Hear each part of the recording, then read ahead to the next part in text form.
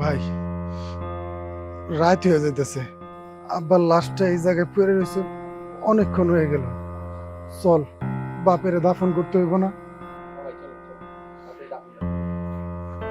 এক মিনিট। আপনাদের বাবা আপনাদের ব্যবসার জন্য কিছু টাকা ধার নিয়েছিলেন আমাদের থেকে। সেই হিসাব নিকেশগুলো শেষ করে তারপর খাটিয়াটা নিয়ে যান। আরে ভাই, আপনি এসব কি কইতেছেন? আমি কয়দিন আগে আমার ব্যবসায় লস খাইছি।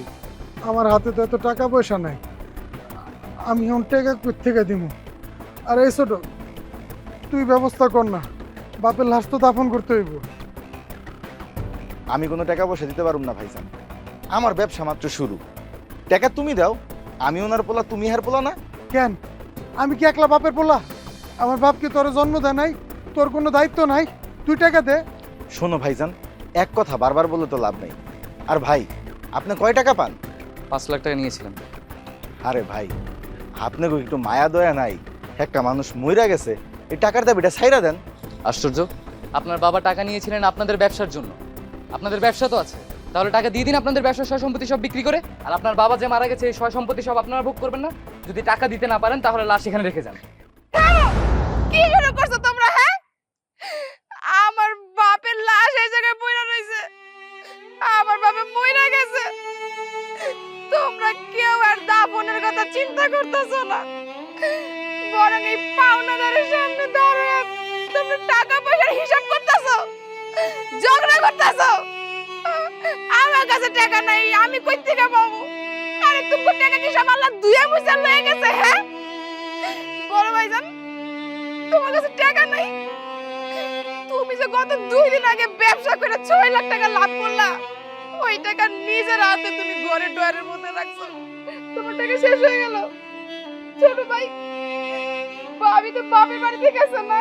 গতকালকেও তো আমি শুনলাম তুমি ভাবির ফোনে কইতাছো যে বউ, আমি তোমারে 3 ভরি সোনা দিয়ে একটা হার বানাই দিব, তারপর ওই হার তোমারে দিয়া বাপের বাড়ি থেকে লই আমু। বাহ, ভাবির বেলা তোমার 3 ভরি সোনার টাকা হইলো, আর আমার আব্বার কাছে এই পাওনাদার 5 লক্ষ টাকা পাইব। এই 5 লক্ষ টাকা তোমার কাছে হইলো না, শেষ হয়ে গেল না? আরে তোমরা কি ভাই? হ্যাঁ, তোমরা তো ভাই নামের কলঙ্ক। তোমাকে কারো টাকা দেওয়া লাগবো না, তা আমার বাপেরই নামে একলাই পরিশোধ করো। লাগবো না তোমাকে কারো টাকা, তোমাকে টাকার অনেক দাম। ভাইজান, আমি আপনার কাছে দুইটা হাত জোর করে আমার বাপের কাছে যে আপনি 5 লাখ টাকা পান না, 5 লাখ টাকা আমি দিব। আমি প্রয়োজনে মাইন্ডের ভাষায় কাজ করুম ভাইজান, তারপরে যেমনে পারি আমি আমার বাপেরই নারী পরিশোধ করুম ভাইজান। তাও আপনি আমার বাপের লাশটা দাফন করতে দেন ভাইজান। আমার কথা যদি আপনার বিশ্বাস না হয়, আপনি প্রয়োজনে ওই যে দলিল আছে না, দলিল আমি স্বাক্ষর করে দিব যে আমি আমার বাপের 5 লক্ষ টাকা নিজে পরিশোধ করব। ভাইজান, আমি দুইটা হাত জোর করে আপনার কাছে অনুরোধ করতেছি, আমার বাপের লাশটা দাফন করতে দেন।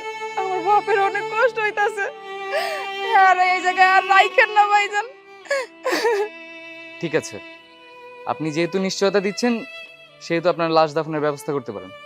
এই থামো, কোথাও নিতে হবে না আমাকে। বাবা, বাবা, বাবা, বাবা, তুমি মরো না বাবা, তুমি বাচ্চা আছো বাবা। আহা, আমি বাচ্চা আছি? এই জানোয়ার গো, পরীক্ষা করার লেগে এরকমটা করছি। বাজান, তুমি বাচ্চা আছো? আরে আব্বা, তুমি এসব কি কইতাছো? আমার কাছে এখন টাকা নাই, হাতে টাকা নাই, তো আমি কি করবো? আমার বইনে যখন ওই দলিলে সই করার লেগে রাজি হয়েছে, জিম্মা দেওয়ার লেগে রাজি হয়েছে, আমরা করে টাকা দিতাম না? আমরা তো ওর টাকা দিয়েই দিতাম। হ বাজান, হয় বাচ্চা মানুষ, হয় টাকা করতে দিব, ওই দলিলে স্বাক্ষর করলেই তো আমি টাকা দিয়ে দিতাম।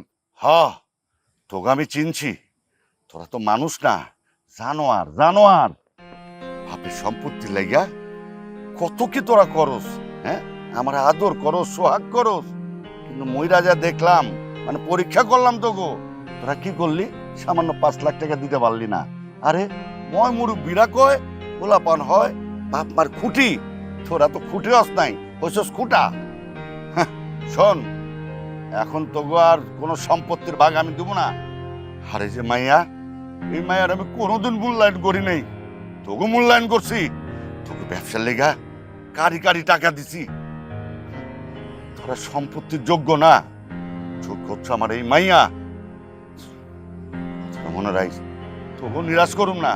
ওই যে দুই ঘরে তোরা দুই ভাই থাকোস, মনে থাকিস, আর ব্যবসা বাণিজ্য করেই চলিস। সম্পত্তি তোরা পাবি না, এক কানা করেও তোরা পাবি না। আমার বুঝ হয়ে গেছে কে আপন আর কে পর। আরে বাজান, তোমার অনেক ধন্যবাদ।